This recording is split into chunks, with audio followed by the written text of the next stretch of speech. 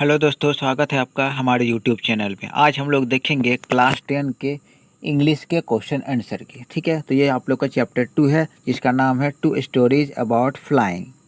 इस चैप्टर से हम लोग का जो जितना भी क्वेश्चन हो सकते हैं वो क्वेश्चन आज हम लोग इस सेशन में करने वाले हैं। ठीक है, तो चलिए शुरू करते हैं पहले क्वेश्चन से। तो पहला क्वेश्चन क्या है कि what was the young seagull afraid to fly. जो यंग सेगुल थे तो वो उड़ने से क्यों डरते थे। वो उसे उड़ने से डर लगता था क्योंकि उसके तो भाई बहन उड़ने चालू कर दिए थे। उसके माँ बाप पहले से उड़ रहे थे, लेकिन जो यंग से गुड रहते वो बहुत डरते थे उड़ने से। उससे लगता था उसके पंख उसे सपोर्ट नहीं करेंगे। तो बात यही है कि क्यों डरते थे। तो चलिए आंसर देखते हैं। Whenever the young seagull took a little run forward to the extreme edge of the ledge. ठीक है, जब भी यंग सैगुल घोंसला में रहता था और जब भी वो क्या करता था कि दौड़ के जो पत्थर के किनारे पर आता था कि उड़ने का कोशिश करता था, जब भी ट्राई करता था उड़ने का and attempted to flap his wings, और अपने पंख को फड़फड़ाने की कोशिश करता था, तो ही बिकम अफ्रेड, उसे डर लगने लगता था।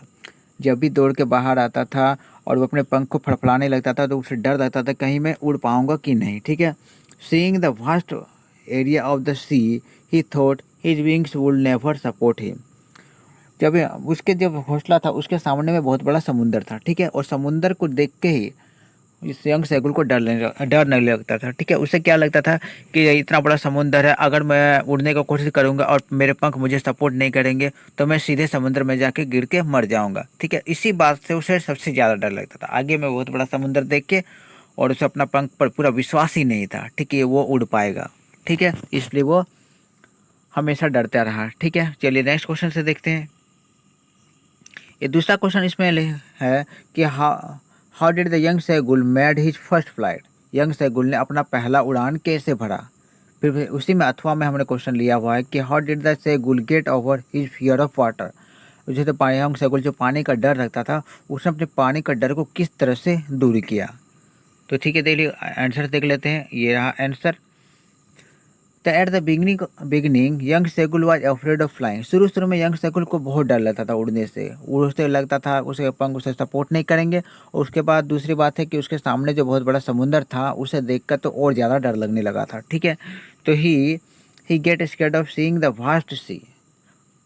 बड़ा सा समुंदर को देखकर उसे स्केर्ड हो जाता था, डर लगने लगता था उससे। ठीक है, his mother brought a fish. एक दिन क्या हुआ था कि वो तो उड़ नहीं रहा था, अकेले घोंसला पे था, और वो उसके सभी परिवार वाले सभी उड़ के चले गए। तो 24 घंटा तक कोई नहीं आया। तो यंग सैगुल अकेले थे, भूखे प्यासे थे। तब उसने माँ क्या किया, उसकी माँ एक फिश अपनी चोंच में एक मछली दबा के लेके आते हैं। ठीक है, जैसे दबा कर लेके आते हैं उसको देख कर यंग सैगुल क्या होता है, अपना खाना देख कर वो पागल की तरह हो जाता है, और वो उसको लपकने की कोशिश करता ही था कि वो फिसल जाता है, और इस तरह से वो फड़फड़ाने लगता है। ठीक है, वही बात लिखा हुआ है कि but a fish seagull seeing food seagull slipped and began to flap. जैसे ही उसके माँ के चोंच में खाना देखा, उसे देखकर वो स्लिप हो गया और फड़फड़ाने लगा। एंड लर्न फ्लाई, और इस तरह से वो उड़ने भी लगा। ठीक है, जब से उड़ने भी लगा, ही ड्रॉप्ड हिज टू लेग्स। अब उड़ने लगा तो मज़ा आने लगा। ठीक है, उड़ने भी चालू कर दिया। अब उसने क्या किया, अब पानी का डर को किस तरह से दूर किया। क्या को जब पानी में उड़ने लगा तो वो पहले सबसे पहले तो he dropped his two legs to stand on the green sea. वो क्या करता था, अपने उड़ते हुए अपने दोनों पैर को पानी में सटा देता था, फिर वो ऊपर उड़ जाता था। फिर से नीचे आता है, फिर अपने पैरों को पानी में सटाता है, फिर से उड़ जाता है ऊपर। यही प्रोसेस 2-3 बार करता है और उस तरह से पानी का डर को दूर करता है। ठीक है, वही लिखा हुआ है। ही screamed fearfully and attempted to rise again flapping his wings। वो क्या करता है, बार बार और पानी से अपने पैर को सटाता है, फिर ऊपर उड़ता है, फिर सटाता है, फिर उड़ता है। ठीक है, यही 2-3 बार करता है। तो he overcome his fear of water by floating on it. ठीक है, और इस तरह से वो पानी के डर को, इस पर फड़फड़ा के पानी के डर को वह दूर करता है। चलिए देखते हैं तीसरे नंबर क्वेश्चन पे। ये तीसरा क्वेश्चन है, क्या कह रहा है कि what did the seagull do to draw his mother's attention. Seagull जो क्या करता, कौन सा एक्टिंग करता अपनी माँ का ध्यान अपनी ओर खींचने के लिए, अपनी ओर ऐसा क्या एक्टिंग कर रहा था ताकि उसके माँ उसके तरफ ध्यान दे। तो ठीक है, क्या है कि the young seagull stepped slowly out of the extreme edge of the ledge. Young seagull क्या करता, अपने घोंसले से बाहर निकल के पत्थरों के आसपास आ जाता है, स्लोली स्लोली आता है, और क्या करता है कि he was standing on one leg. With the other leg hidden under his wings. वो क्या करता है, बाहर निकल के खड़ा हो जाता है और एक पैर में खड़ा हो जाता है और दूसरा पैर को अपने पंखों के अंदर छुपा लेता है। ही क्लोज्ड हिज वन आई, वो क्या करता है अपनी एक आंख को बंद कर देता है। एंड देन अदर, क्या करता है पहले एक आंख को बंद करता है फिर उसके बाद दूसरे आंख को बंद करता है और प्रिटेंड टू बी एस्लीप, और बहाना करता है कि वो सो रहा। एंड लुक्ड एट हिम, ठीक है। और वो एक आंख बंद करता है फिर दूसरा आंख बंद करता है और इस तरह से वो नाटक करता है कि वो सो रहा है और इस तरह अपने माँ का ध्यान अपनी ओर आकर्षित करवाने की कोशिश कर रहा था, ठीक है। तो ये हो गया क्वेश्चन। देखिए देखिए अगले क्वेश्चन को। इस क्वेश्चन में क्या करा, where was author going and what happened to his aeroplane. कहता क्या है कि इसमें ऑथर जो है वो कहाँ जा रहा होता है और उसके प्लेन को क्या होता है, उसके एरोप्लेन को क्या होता है, ठीक है। तो author was going to England, ठीक है। ऑथर कहाँ जा रहा था, इंग्लैंड जा रहा था। इसमें मैंने लिखना छोड़ दिया है कि उसमें लिखा कि वो फ्रांस से इंग्लैंड जा रहा था, फ्रांस में रह रहा था, फिर अपने इंग्लैंड जा रहा था, अपने घर जा रहा था, अपनी माँ के पास जा रहा था। And he was flying on his old Dakota aeroplane, वो अपने पुराना जो ओल्ड डकोटा एरोप्लेन था वो उड़ा के घर जा रहा होता है। तो his aeroplane twisted and jumped in the air when faced to black cloud.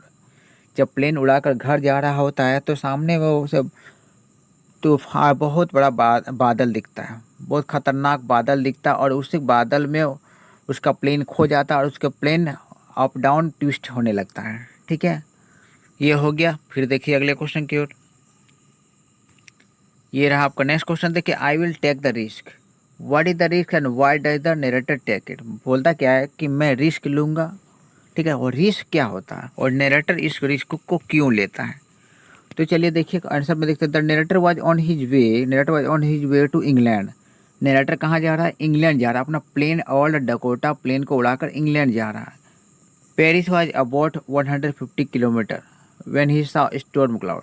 जब पेरिस 50 किलोमीटर दूरी पर था तब उसने बहुत बड़ा पहाड़ जैसा बादल को आकाश में देखा, ठीक है। He could not fly up and over them, ठीक है। वह बहुत बड़ा बादल को देखता है तो वो बादल के ऊपर से पार नहीं हो सकता या फिर उसके अंदर से पार नहीं हो सकता था। He didn't have enough fuel to fly around them, ठीक है।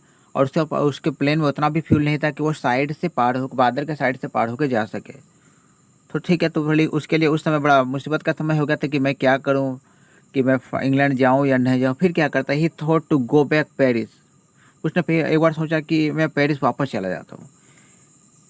Then he took the risk of flying straight, but उसने क्या किया, रिस्क ले लिया और सीधे प्लेन को, अपना प्लेन को क्या करता, सीधा बादलों में घुसा देता, स्ट्रेट इनटू द स्टॉर्म, ठीक है। Because he wanted to go home and have a good breakfast with him his mother, ठीक है। वो क्या करता है, वो रिस्क लेता है और सीधे अपने प्लेन को बादलों में अंदर में घुसा देता है, क्योंकि वो किसी भी हालत में घर पहुंचना चाहता था और अपनी माँ के साथ अगले दिन ब्रेकफास्ट करना चाहता था, ठीक है। और यही वजह है कि उसने रिस्क लिया। चलिए बढ़ते हैं अगले क्वेश्चन की ओर। ये छठा क्वेश्चन है, describe the narrator's experience as he flew the aeroplane into them, ठीक है। इसमें नरेटर का एक्सपीरियंस पूछ रहा है कि जब वो प्लेन को बादलों पर उड़ाता है तो वो कैसा पूरा सफ़र उसका कैसा रहा, किस तरह का अनुभव उसका रहा। तो देखिए, the narrator saw a huge black cloud, storm cloud. जो नरेटर जो होता है जब अपने प्लेन को, अपना ओल्ड डेकोटा प्लेन को उड़ा कर जा रहा होता तो उसे रास्ते में बहुत बड़ा बादल दिखता है। क्या करते, he took the risk and flew straight into the storm. और बादल दिखता है लेकिन फिर भी उसने रिस्क लिया और सीधे अपनी प्लेन को बादलों में घुसा देता क्योंकि उसे घर पहुंचना था, ठीक है। सडनली एवरीथिंग बिकम ब्लैक, जैसे अपने प्लेन को बादलों में घुसाता है तो चारों तरफ अंधेरा छा जाता है। And he could not see anything, उसे कुछ दिखता नहीं है। तो ही वॉज कम्प्लीटली लॉस्ट, वो पूरी तरह से बादलों के अंदर खो जाता है।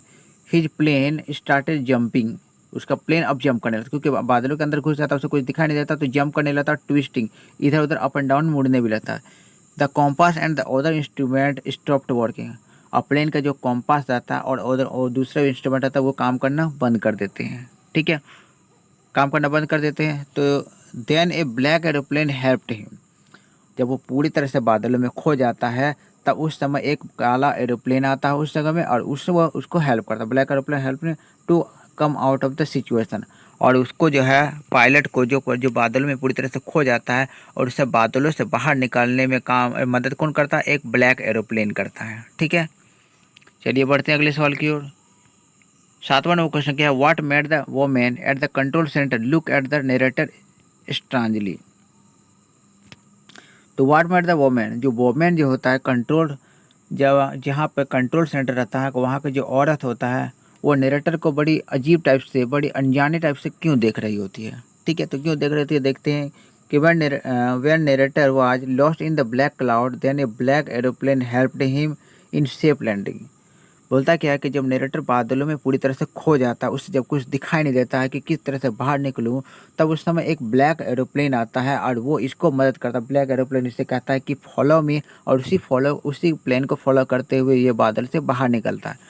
तो he wanted to thank the pilot, और जब उसे बादलों से बाहर निकलने में जब पायलट को मदद करता है तो वो ब्लैक एरोप्लेन के पायलट को थैंक्स करना चाहता था। ठीक है, तो so he went to the women in the control room, और इसलिए थैंक करने के लिए वो कंट्रोल रूम के औरत के पास जाता है और पूछता है, asked he about the pilot of the another plane.